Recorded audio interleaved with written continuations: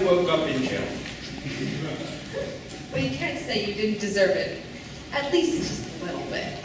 You were the reason I was at the Savannah's. Oh, poor you. It was awful!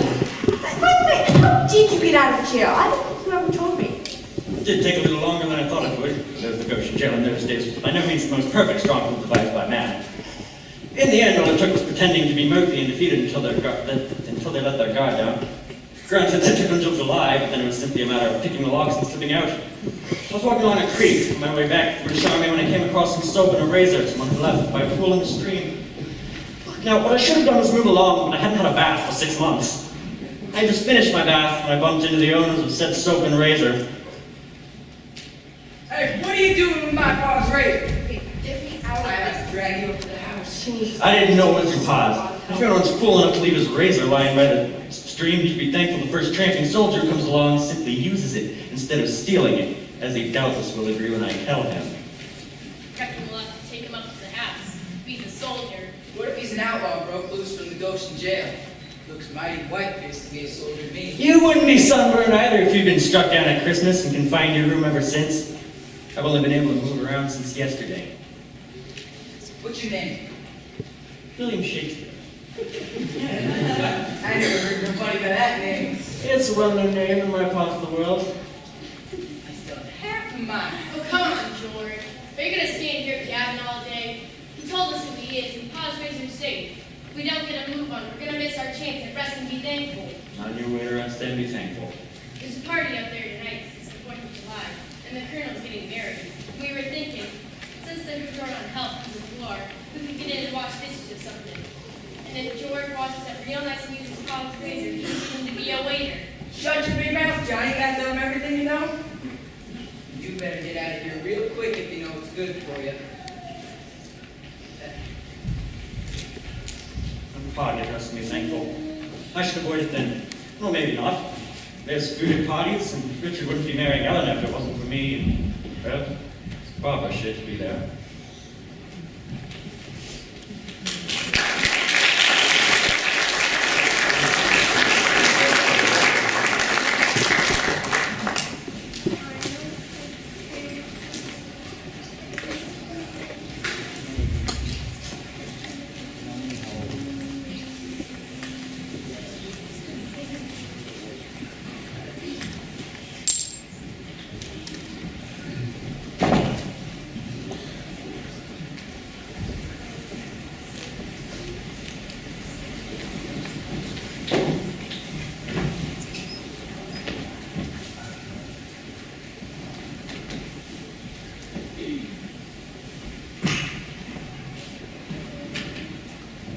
This was a fine idea, I must say. What a way to celebrate Independence Day.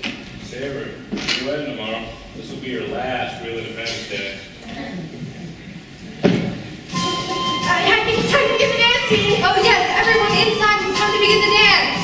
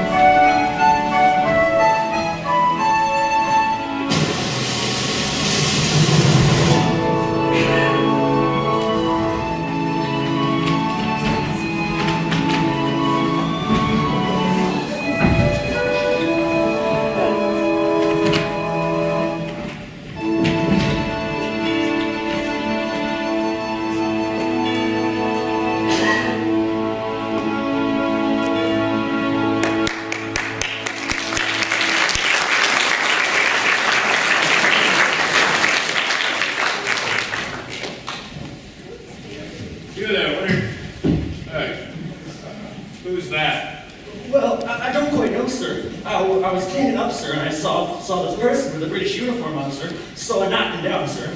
And I hope I ain't done no harm, sir. Harm? Young man, you've probably done the best night's work in your life. You know who this is? Peaceful Sherwood. Oh, sir. At least, I'm very sure it's him. I only know his physical description. I haven't seen him in the flesh myself. Let's see. Tall? Correct. Thin? Definitely correct. Blue eyes? Correct. Signet ring? Missing. The signet ring, sir? Yeah, that looks like it. You go ahead and keep it. You deserve it. Now, where was that? British uniform? Correct. Looks like it's him. It's actually changed. Why are you outside? Well, it seems Peaceful Sherwood broke out of prison and he's hiding out in your garden. But he was met one of your servants and was knocked out. Oh, foolishness. Is he not hurt? No, he'll wake up snug in Goshen jail. Are you sure you have the right man? Fairly sure, though I only know his description. Would you like me to identify him for you? Yeah, blood doesn't make you queasy. Not in the least. No. Well, I can't swear to that face. His own sweetheart couldn't swear to a face like that. But that is Peaceful Sherwood's, I'm sure of it. That fact alone would be enough. Now, I hate to leave this party, but I better get him back to where he belongs as soon as I can. Will you explain this tuition at Eleanor for me? Of course. And could you take him away without disturbing the guests? It's not exactly really good for me. Certainly.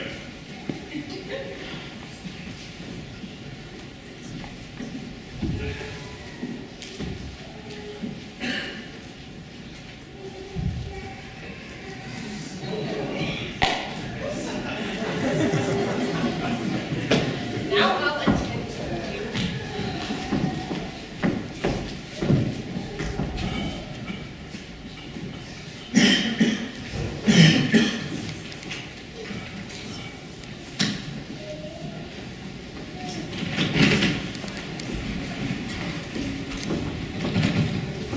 Have you completely lost your mind coming back here? I was the one who put you in jail in the first place, remember? Oh, yes. All the Sherwood said memories like elephants. We never forget. And you took off your uniform. Don't you know if they catch you now, they can hang you? Something like that did pass through my head.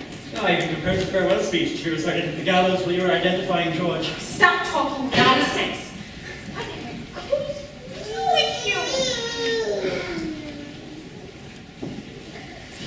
Where's Barbara? I believe she's by the principal. Fill those glasses, no servant.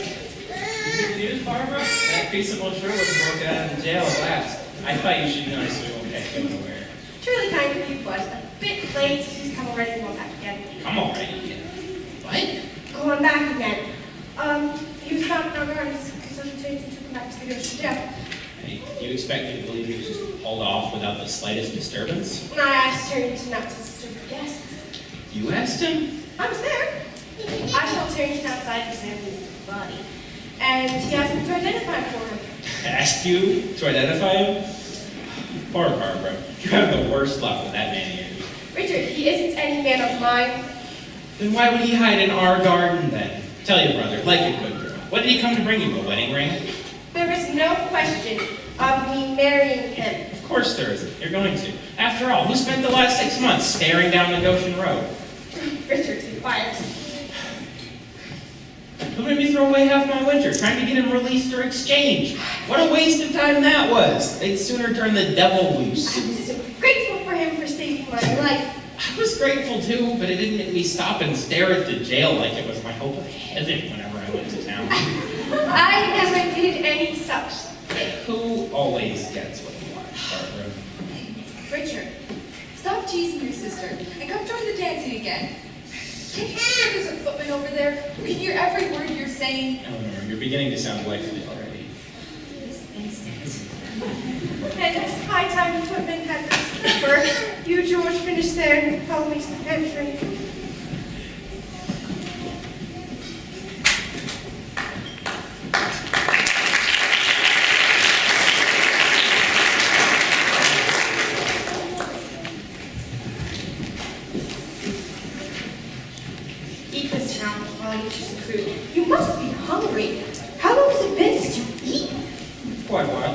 How did you manage to think I might be hungry?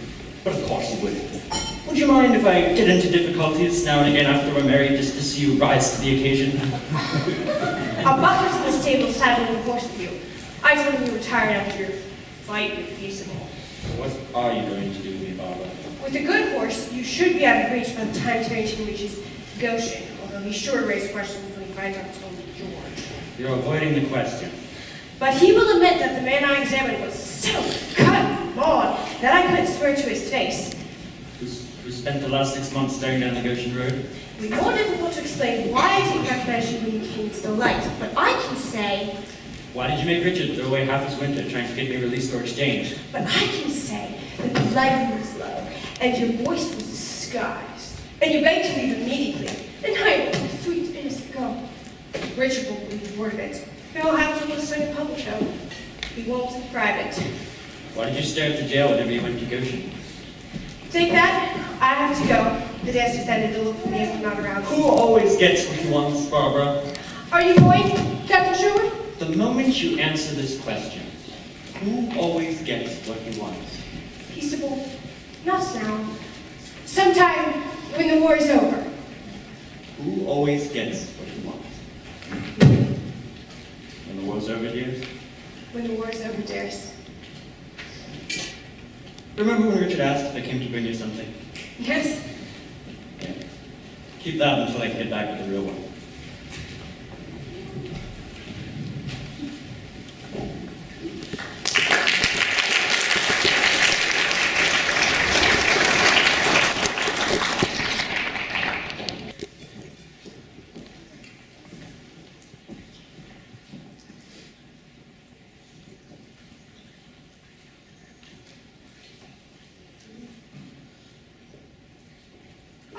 Richard, you're back! Barbara, the war's over at last.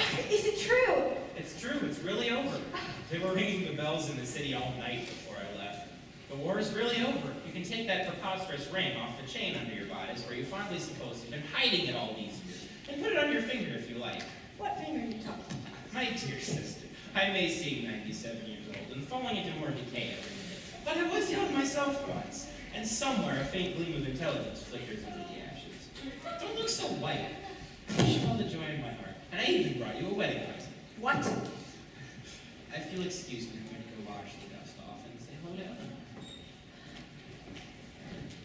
Beg your pardon, Miss Graham. I'm afraid this is your brother's idea of a joke. But he was kind enough to bring me along, so I had no choice but to let him have his own way.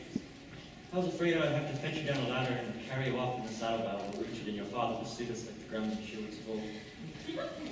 By the way, do you still have that ring I left with you? Yes. We were standing in approximately this position. What was it you were saying to me? I'm just saving my talk again. When the war is over. When the war was over, dearest. Now suppose we go on from there.